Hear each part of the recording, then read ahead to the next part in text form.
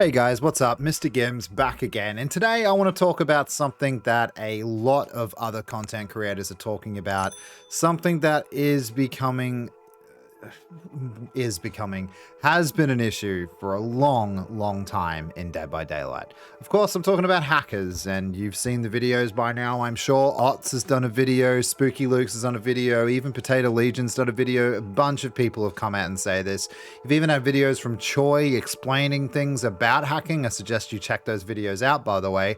And what I get from this is, I know everyone's going through it. I'm not trying to undermine that whatsoever. But as far as Ots and Spooky Loops goes, you're talking about like cream of the crop, fog whisperers there, people who draw massive audiences and people who, dare I say, behavior definitely help and influence your sort of community in a lot of ways. And when they're coming to you asking for answers, trying to figure out what's going on, that's very concerning to me. So yeah, let's talk about hacking for a minute. Obviously, we're still in a hacking epidemic. It's still quite rife within the community. And what I mean by that is it breaks down into two different ways. There's subtle hackers, and then there's just like the whole damn show hackers is what I call them.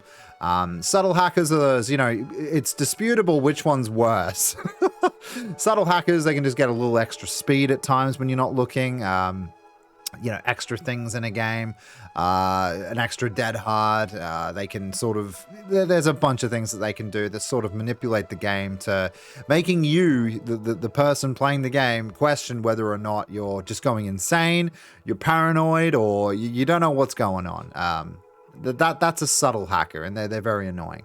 And then you got the whole damn show hackers, obviously, the ones that will make a million noises on the map at once, keep you segregated to the game, not being able to push through. And then that goes into the next point where they hijack your game.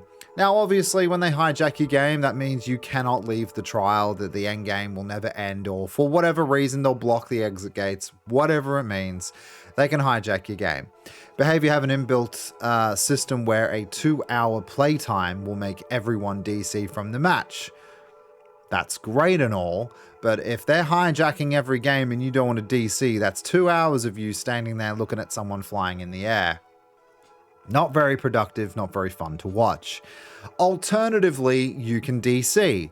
Now, DCing will award you with a 3-minute ban time, 3-minute timeout where you can't play Dead by Daylight. Fine, 3 minutes, not really a big deal. That escalates all the way up to, I believe, like 2 days. I'm not sure. I've never been that far, thank God. But yeah, you get constant added time to your timeout of Dead by Daylight. That already is a pretty shit system, if I'm being honest.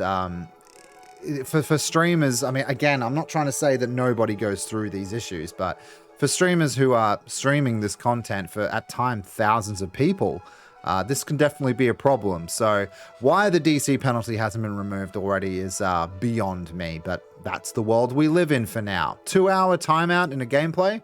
It's too long. It's far too long. But anyway, so the question is what is behavior doing about it? Well, so far, nothing. And I want to take you back to a story. I'm not going to mention the Fog Whisperer by name now, but if you guys remember earlier this year, I think it was this year, around about February possibly, someone actually got DDoSed by a hacker and actually got SWAT teams infiltrating their home live on stream. This issue was then risen by that said person, and then that person got what I assume is no response, or we are looking into it, was the tweet that Behavior tweeted out. We're looking into it. We see the concerns. That there, right there, would have been enough for me as a company owner or game manager or whatever position you need. That would have been enough there for me to say, right, this is actually affecting people's lives now. Let's get a move on with this. Since then, there's been absolute silence. They have tried toying with things like a streamer mode, but that was, used against us ultimately. So there was no point doing that. Ever since then, I honestly can't remember a time where they've really done anything about this. We're talking about a very, very big company too. A lot of people still use the word indie, which really frustrates me. Although, not as big as like EA and things like that. You are in fact talking about a company with multiple offices in different countries now. I know for a fact they got, obviously their head office in Montreal. They're also in Seattle now. They've got overseas markets. They've got contracts with other companies. They're raking it in, guys. They're making a huge excess of money every single year. And normally I would say absolutely deserved. You guys have created a great game, but why can't you put some of that cash that you make from us, your community, into some sort of resemblance of a good system to protect its players? Why not? I don't understand. I don't have any delusions of grandeur. I understand that hackers are always going to be a thing. Those issues are always going to be in any game, but in a lot of other titles that I have played online, COD, etc., and things like that, there's a far better and easier and more efficient reporting system. It seems that you get answers almost quickly, almost straight away, and things are followed up on. And that's a bigger company with a bigger player count. So again, I don't understand. What I'm asking is there should be measures put into place to make and allow at least killers or survivors on either side DC and get away with it in certain circumstances. Now, I know this would be hard to monetize and keep an eye on, but there's got to be an answer for this. For now, I would at least ask for DC penalties to be taken away until you can further sort this situation out.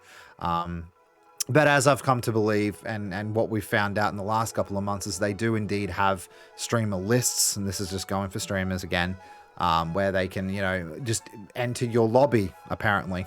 Like, they can just get into your game in either role. So, that's a bit shit as well. But one thing at a time. For now, I think you should just remove DC penalties and then give us an actual update on what you're working on and how you're going to resolve this issue, because this is a massive issue. This is not something that can be dusted under the rug. I don't care about community choice next week. I don't care about all these cosmetics that are coming out. What I care about is your side of the bargain. And what I mean by that is when you go into negotiations with someone or purchase a product, you are innately entering a relationship of trust. So I buy this off you, I give you money, and this works. You understand what I'm saying? It is behavior's duty to make sure that the security of its players, of its community, are kept intact. It is their job. It's probably part of their mission statement that it is of utmost importance to make sure that this community flourishes, is friendly, happy with the product. And right now, from what I'm seeing going around in the YouTube comments, videos sections, it's not a very happy community at all. It's quite negative, in fact. So I wish you guys would take this more seriously, and I wish you would uphold your end of the bargain and make sure that player security comes first before anything else. Screw DLC for now. Just get onto this. Give us an update, do a video on it if you have to, a live stream or whatever. I understand you're not going to get into the bare bones of the process. I don't expect you to, because it's behavior. No, I'm joking. I understand you can't, because obviously hackers are going to have a pen and paper ready to go. But I do want you to at least calm some minds, ease some people and the frustration that they have with your title at the moment. Otherwise, you are going to get bigger streamers, which I know some people don't think is an issue, but you're going to get bigger streamers like Ots, Spooky Loops, leaving your game and playing something else. And that's not good for your business at all whatsoever. So I'd be looking into this sooner than you have planned, because whatever you have planned isn't working.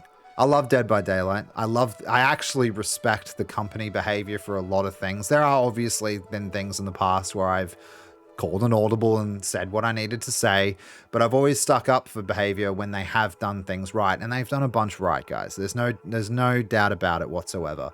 I love the community. I know that's going to sound strange to a couple of people, a few people, probably a lot. I've met some of the best people in my life in my community. I love my admin team who I've met through the community. Relationships have started in my Discord from the Dead by Daylight community, which is absolutely awesome. And a lot of friendships have been made through the community. I play with my admin team and members of my community a lot of nights of the week.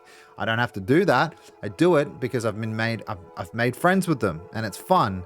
So I don't want to lose this game. I don't want to lose the community of this game. I'm not going to lie to you. I've been enjoying other games lately, probably a little bit too much. Call of Duty Modern Warfare 2 is around the corner. I'm going to be playing that as well. And you know what? If I don't feel safe, if I don't feel happy with if I don't feel respected which is probably the more important word, enough by the behavior team, then I don't really want to be a part of it anymore. So I guess we'll see what's going on. Hopefully this PTB or this update that's coming out next Tuesday, they do give us some information and shed some light on this situation that I think is absolutely paramount and should come before anything else. But we'll see.